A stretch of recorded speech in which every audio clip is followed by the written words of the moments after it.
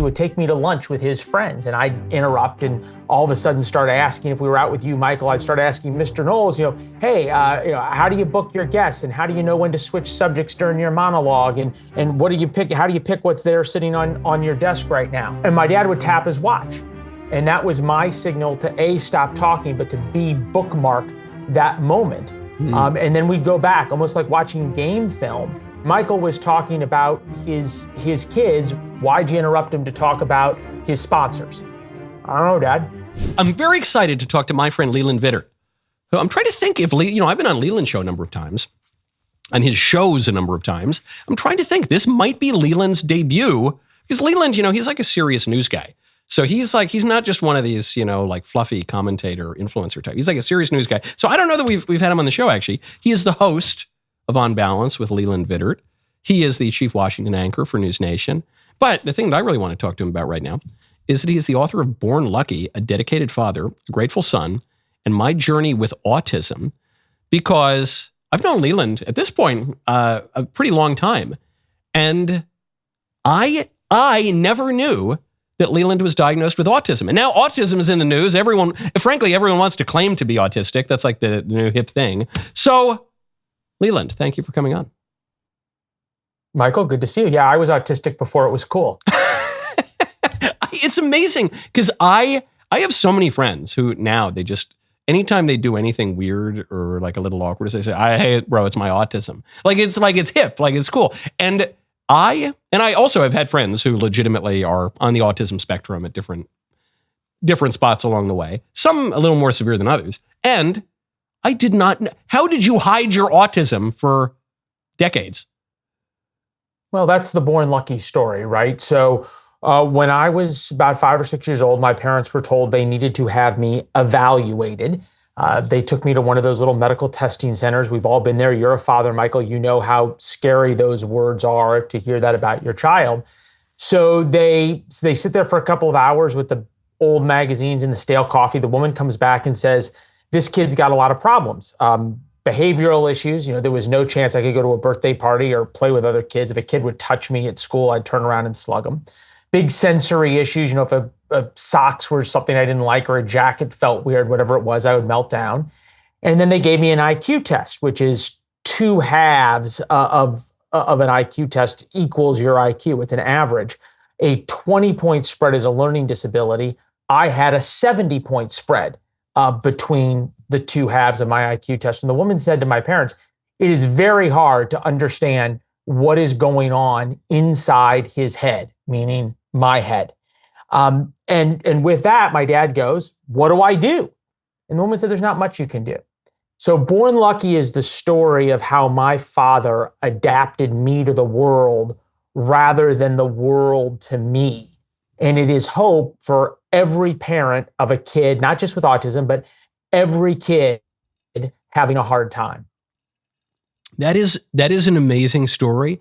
And it's amazing because it is the exact opposite approach that everyone is taking now. I mean, first of all, the fact that people who are not in any way autistic, but who, have all the human foibles and deficiencies that everyone has, they'll try to excuse it and in fact make the world bend to their eccentricities by saying, well, hey, I'm autistic, when they're not.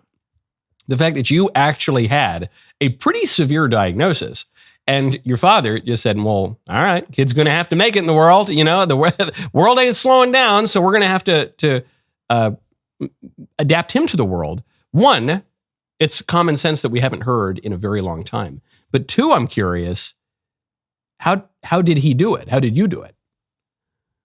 Well, look, Dad realized from the very beginning I wasn't going to have any friends. So he said, in his words, maybe I can be your friend. He never told me about my diagnosis, never told teachers, never told therapists. There was never any accommodations or extra time on tests or anything like that. This was, if you're going to make it in the real world, you got to start making it in the real world right now. And it was hard for a very long period of time for me to have my dad teach me at a very granular level the emotional and social fabric of the world. And how people interacted. I hate to use the word normally, but Dad would basically say, if you want to interact in the world, you got to interact the way the world does and learn that. You can't try to expect the world to adapt to you. So, one of the things that's in Born Lucky is, he would take me to lunch with his friends, and I'd interrupt and all of a sudden start asking, if we were out with you, Michael, I'd start asking Mr. Knowles, because it was always Mr. and Mrs. I'd start asking Mr. Knowles, hey, how do you book your guests, and how do you know when to switch subjects during your monologue, and what do you pick? How do you pick what's there sitting on your desk right now? And my dad would tap his watch. And that was my signal to A, stop talking, but to B, bookmark that moment. And then we'd go back, almost like watching game film, and go and he'd replay those moments. All right, so when Michael was talking about his kids, why'd you interrupt him to talk about his sponsors? I don't know, Dad. Okay, well, how could you have asked Mr. Knowles something that he would have been interested in? And then we would role play that conversation. So Dad's idea here is, as you pointed out, was sort of the opposite of the coddling of a child. Go to stpaulcenter.com/America. America has reached a cultural and spiritual crossroads. People are looking for the truth. In their search, more and more people are turning to the Bible for answers. Bible Across America is a nationwide Bible study, biggest Bible study in the country, hosted by the St. Paul Center for Biblical Theology, 7-week Bible study exploring the personal challenge of affirming Christ as teacher and Lord. Join the movement and learn to share your faith confidently. It started November 5th. Certainly not too late to sign up. Do it right now. You go to stpaulcenter.com/America. I love the St. Paul Center. I was just at the St. Paul Center Gala. I have the study Bible that was the Ignatius Study Bible that was edited by Scott Hahn, who founded the St. Paul Center. It's one of 2 books on my desk at home. Unbelievable insights that can come from the St. Paul Center, especially at this moment where there's a big spike in Bible sales, a big spike in church attendance, a big interest in the eternal questions and returning to faith. Avail yourself of the best resources available. Go to stpaulcenter.com/America.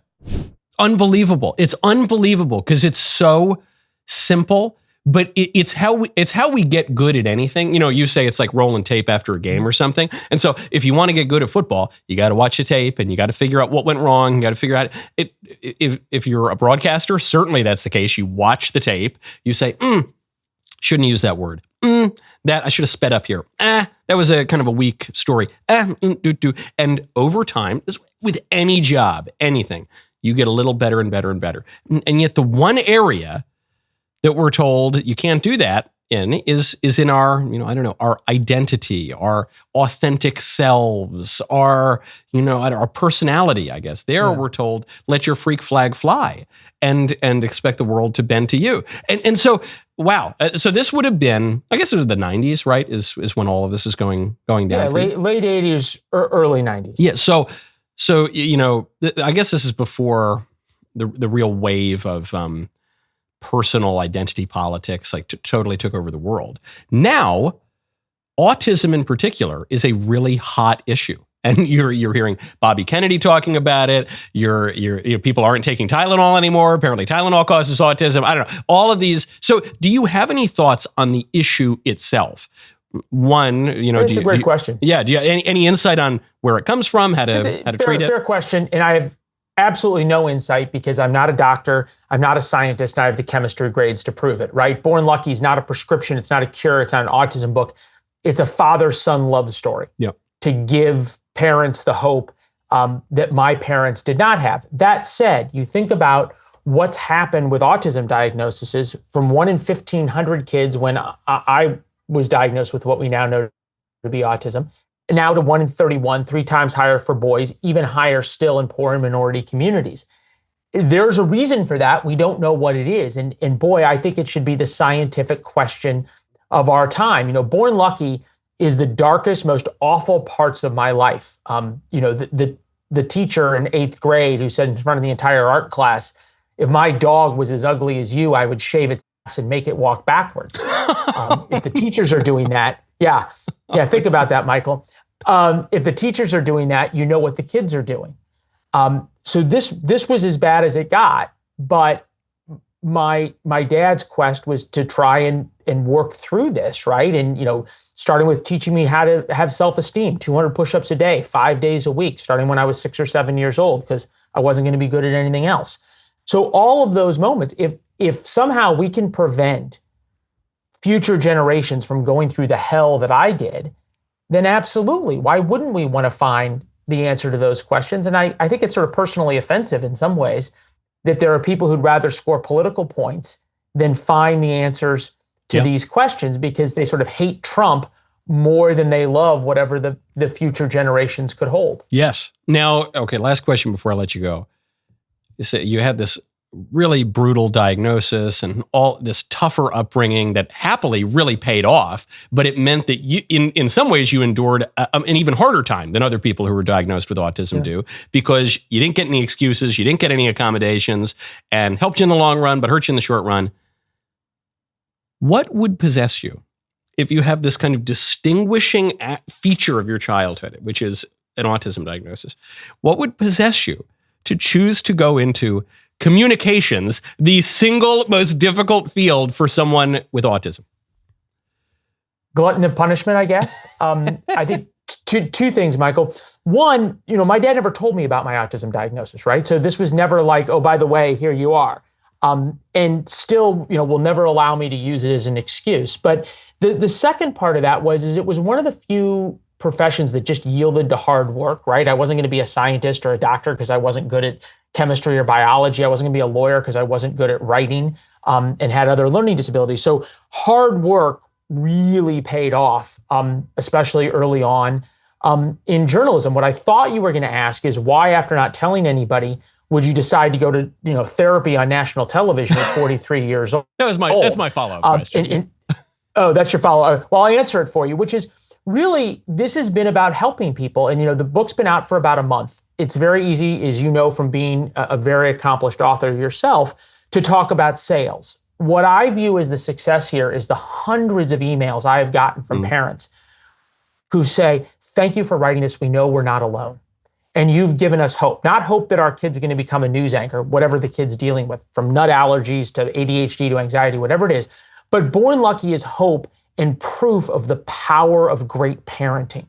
And nobody's talking about that right now. Nobody is talking about the power and the agency that parents have to help their kids be more. Yes, I know. It's one of the reasons I really wanted to bring you on to talk about this book is you look at the numbers and you say, okay, that means there are all these kids dealing with these problems. That also means there are that number of parents who don't know what to do, who are in some cases being given really bad advice, really bad information, who are seriously suffering. When your kid is suffering, that's a much worse pain than anything you personally are going to go through. Yeah. And so I think it's a wonderful, wonderful message, a great instruction manual to give to them. But you mentioned you never heard about your diagnosis growing up. So when did you hear about it? So when I was in my 20s, my parents sort of started talking to me about, hey, by the way, when you were a little boy, you were diagnosed with autism. And if autism sort of came up or there was news about it or whatever, it became something we talked about. You talk about what parents are going through, something I never knew until we interviewed my mom and dad for the book. There were nights that my dad would put me to bed, and every night he would spend a couple of hours with me, sort of putting me back together after the bullying and the humiliation and the difficulties that went on at school. And he would walk down from my bedroom almost every night down to the living room, 10, 11 o'clock at night. I would either go to do homework or be crying myself to sleep or whatever. And he would sit in the living room by himself and cry for hours. And my mom would come out 1, 2 o'clock in the morning and find him there. So, you talked about the hell that parents are going through because of this. And I think that other part of this with my father is he never wanted me to see myself as differently. He never wanted me to be able to use autism as an excuse. And, you sort of pointed out at the beginning of this interview, you never knew this. Well, I've spent 20 or 25 years, maybe longer, learning and practicing how to hide it. 30 plus years really in practice, but in the real world now 20 years. And there's times I still slip up. There was a time just a couple of months ago that I was playing golf with my father-in-law and was very rude to somebody. I'll save your listeners the story, But it was like back being an 8-year-old again. I couldn't look him in the eye. I couldn't stop doing what I was doing. I was totally task focused on and on. And my email to him that I sent to say, I'm sorry I was so rude to you, didn't say, oh, by the way, that's my autism. Because my dad said, my son's not going to be defined by a diagnosis, but he's not going to be able to use it as an excuse either. Yeah, it's amazing. It's really inspiring. I mean, the fact that basically, you wouldn't have to tell a friend and a friend wouldn't know is like pretty crazy. And then the fact that in your career, you've reached the heights of broadcast journalism, been on TV. And so both in very personal interactions, but even millions of people looking at you wouldn't know. I mean, that is an amazing inspiration to people who feel like this is the end of their lives or the end of their children's lives or something. You have to get the book is what all of that to say. You have to get the book right now, Born Lucky, A Dedicated Father, A Grateful Son, and My Journey with Autism. Leland, thank you for coming on the show. Appreciate it. Thanks, Michael. Good to see you, sir. Okay, and good to see all of you. I'm Michael Knowles. This is The Michael Knowles Show. I will see you tomorrow.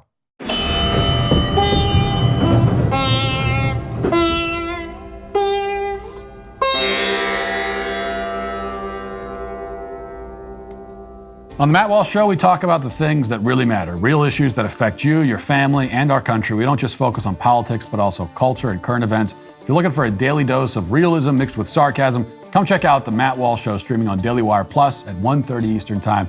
See you there.